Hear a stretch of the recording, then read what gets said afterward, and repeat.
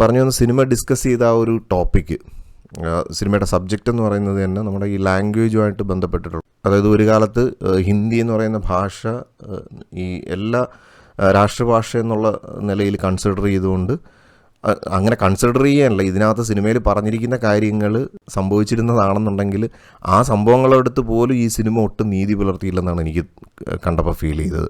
അതായത് നമ്മളെ ഫോഴ്സ്ഫുള്ളി നമ്മുടെ മാതൃഭാഷ, ഓരോ ഭാഷകൾ, ഇപ്പോൾ മലയാളം, അതുപോലെ തമിഴ്, സൗത്ത് ഇന്ത്യൻ ഭാഷകളെയാണ് ഇതിനകത്ത് സ്ട്രെസ് ചെയ്തിരിക്കുന്നത്. അപ്പോൾ സൗത്ത് ഇന്ത്യയിലുള്ള ആളുകൾ ഫോഴ്സ്ഫുള്ളി ഹിന്ദി പഠിച്ച് ഹിന്ദി തന്നെ സെൻട്രൽ ഗവൺമെൻറ് എക്സാംസ് എഴുതണം എന്നൊക്കെ ഉള്ള രീതിയിലൊക്കെ കുറേ സംഭവങ്ങൾ ഇതിനകത്ത് കാണിക്കുന്നുണ്ട്. അപ്പോൾ അതുകൊണ്ടുണ്ടാവുന്ന ബുദ്ധിമുട്ടുകൾ, IAS ആയിരുന്നാലും IPS ആയിരുന്നാലും ഇങ്ങനെയൊക്കെയുള്ള സംഭവങ്ങൾ അത് ശരിക്കും അങ്ങനെ ഉണ്ടായിരുന്നു എന്നുള്ളത് എനിക്ക് അങ്ങോട്ട് വിശ്വസിക്കാൻ പറ്റുന്നില്ല. അല്ലെങ്കിൽ നമുക്ക് ബേസ് ലെവലിൽ നിന്ന് ഹിന്ദി പഠിക്കണം എന്നുള്ളൊരു സിസ്റ്റം നമുക്ക് കൊണ്ടുവരണം. അങ്ങനെയാണെന്നുണ്ടെങ്കിൽ ഓക്കെ. അല്ലാതെ ഇപ്പോൾ നോർത്ത് ഇന്ത്യയിലുള്ള ഒരാൾ ഒരു കോമ്പറ്റേറ്റീവ് എക്സാം അറ്റൻഡ് ചെയ്യുന്ന കണക്ക് സൗത്ത് ഇന്ത്യയിൽ നിന്ന് ഒരാളിന് ഹിന്ദി പഠിച്ചുകൊണ്ട് ആ ഒരു കോമ്പറ്റേറ്റീവ് എക്സാമിൽ അപ്പിയർ ചെയ്യാൻ കഴിയത്തില്ല.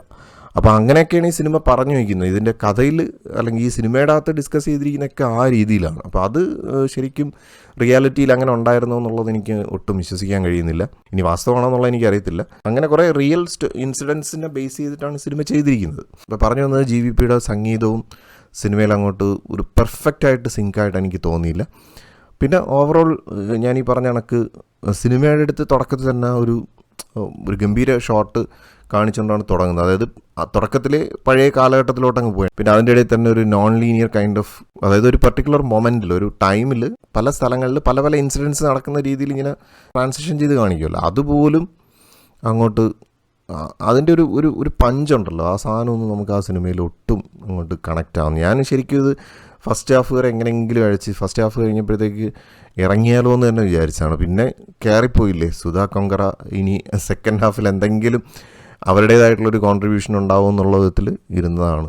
പിന്നെ ഫൈറ്റ് സീക്വൻസുകളായിരുന്നാലും VFX, CG, ഇതൊക്കെ ഒരു അണ്ടർ റേറ്റഡ് ആയിട്ടുള്ള പരിപാടികളാണ് കംപ്ലീറ്റ് ചെയ്ത് വെച്ചിരിക്കുന്നത്.